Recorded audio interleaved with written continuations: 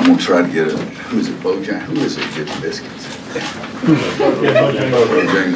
I'm gonna see if I make a freaking deal. If you hold the other team under 38% shooting, you make damn biscuits.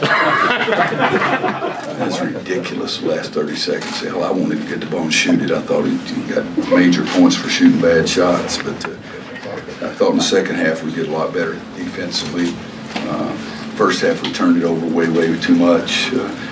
Didn't get what we wanted the second half, but the only thing for a long stretch, the only thing that's disappointing me in is going to the free throw line. If you want to play basketball, you're supposed to go to the free throw line and make free throws and keep the other team off the free throw line. We did that for a good bit of the first part of the second half, but look down there, 4 guys at double figures. We played a lot of guys. We had problems with the printer and problems with the copier. I can't tell how many minutes. I looked down there, Luke played 2 minutes. He set a record. He had 4 fouls and 11 shots in 2 minutes. It was a hell of a night for everybody. But it's a W. We did play better. Didn't shoot the ball. Guys, we're a really good shooting team. One of these games we're going to make a lot of shots. I hope it's in my lifetime. But 6 for 24 is not very good.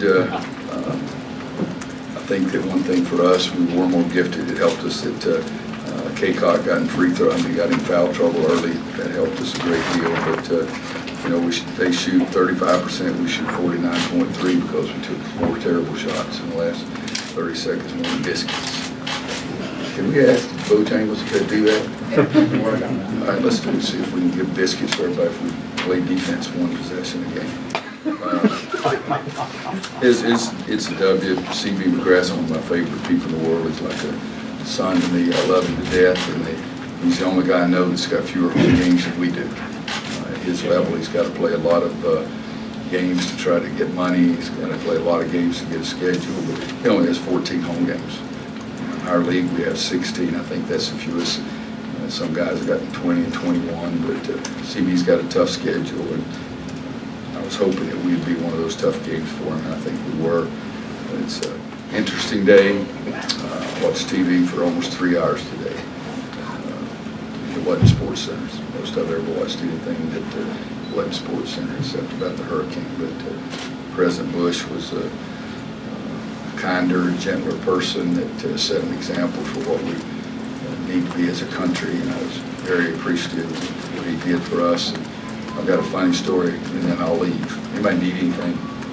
Got enough crap? Yeah. That's when you said earlier on your radio show that you had a coach effort. Did you see that effort reflected today? Better, but not what we wanted to be. But better, yes. You kept him in the locker room until like 30 seconds before we had a malfunction. We've got printer problems. We've got defense problems, turnover problems. The damn manager kicked 5 minutes left in the halftime. So. Can you go ahead? I didn't know how much time it was. Just listen to what I said. I said the damn manager couldn't tell me it's 5 minutes. All right.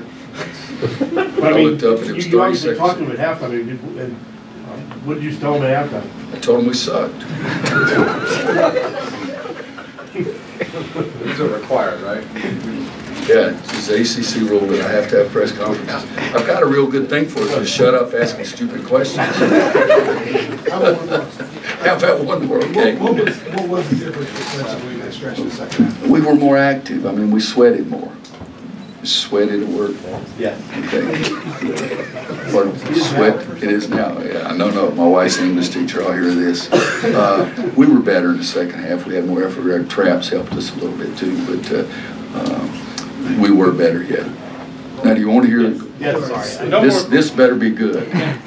With only 4 games in December, though, yeah. There's a lot more practice time. I know you got exams, but how important is this month going to be in sort of forging what you want out of this group? Well, you're exactly right, but you're exactly wrong.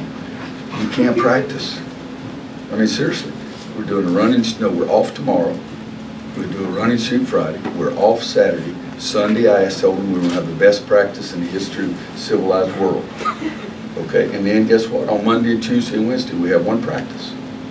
And so exams are pretty difficult, and I understand that we give them a ton of time off. Now, if we can get through the 15th, and after that we'll have some more practice time that I really think will help us, yes. But so I'm going to recruiting. All right, no more questions. No. I want to hear the President Bush story, and then we're done. All right, I have a rule that I'll never take a phone call or have anybody if I've got a player in my office.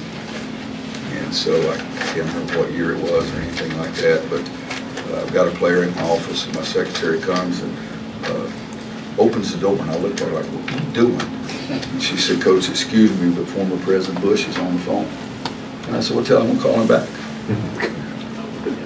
She gave me this look, and so she left, and 10 minutes later I finished with the player.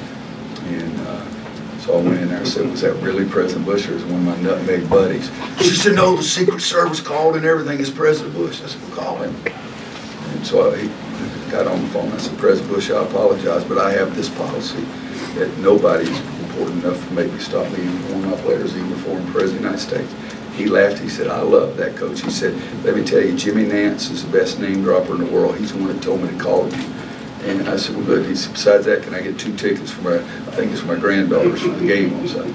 So Jimmy Nance told that story, and I think it was Final Fours in Houston in 2010, not when we played, way back, 2010, something like that. And they honored President Bush, HW. And Jimmy Nance told that story that, yeah, you're so powerful, even a college basketball coach won't take your call. But he was so gracious and understood and said, I like that. And then he had another to say, he said, I wish I could have been able to do that when I was president. I said, you're president, you could have done everything. Thank you, brother.